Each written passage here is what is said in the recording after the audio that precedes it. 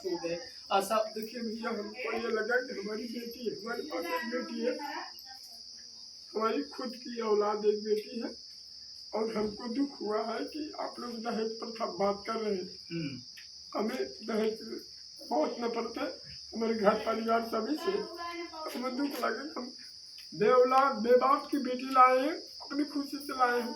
हमारा बेटा भी हमके अपनी थोड़ी ला दे, पापा थोड़ा सा अपने से जो गरीब परिवार से उसको लाओ।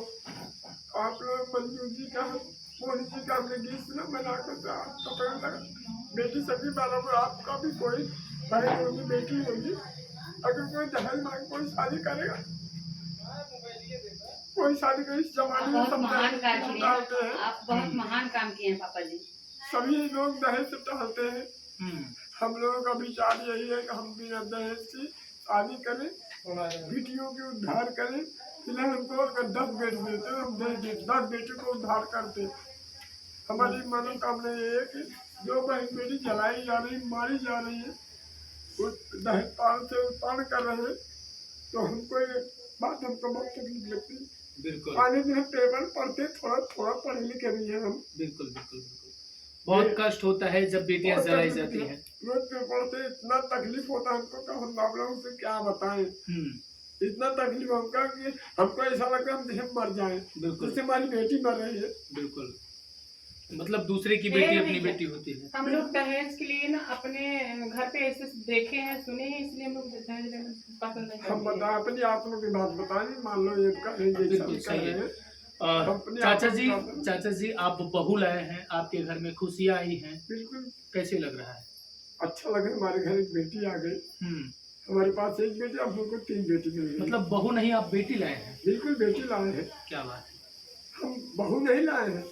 हमको मंजू जी, मोहनी जी गाना गा रहे थे, तो हमको इनकी गीत को सुन के हमारे आंखों में आंसू आ गया।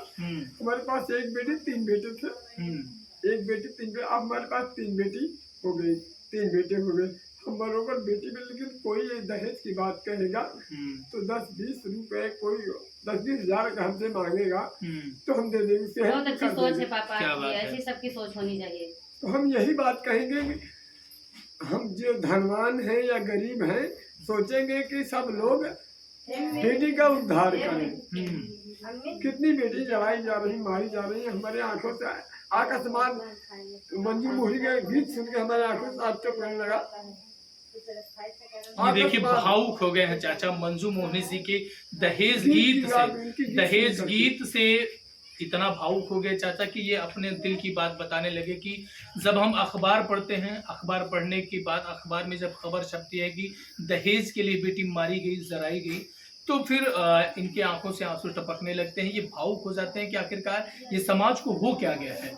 क्या चाचा समाज में इस तरीके से लोग कैसे जो है इतना नीचे गिर जाते हैं कि एक अपने ही बेटी की तरह अपने बहू।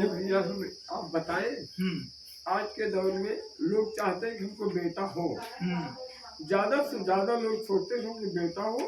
उसी दौर में ये लोग बेटियों का इस समय नाना प्रकार का चल रहा है ट्रीटमेंट।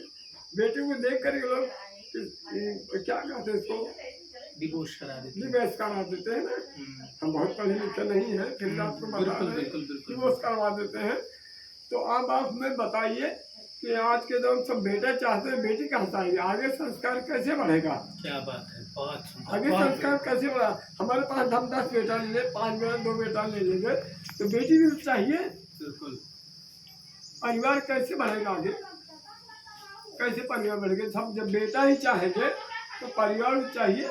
मैं अपन दिल की बात आ रहा हूँ, हमारी पत्नी भी है सामने, हम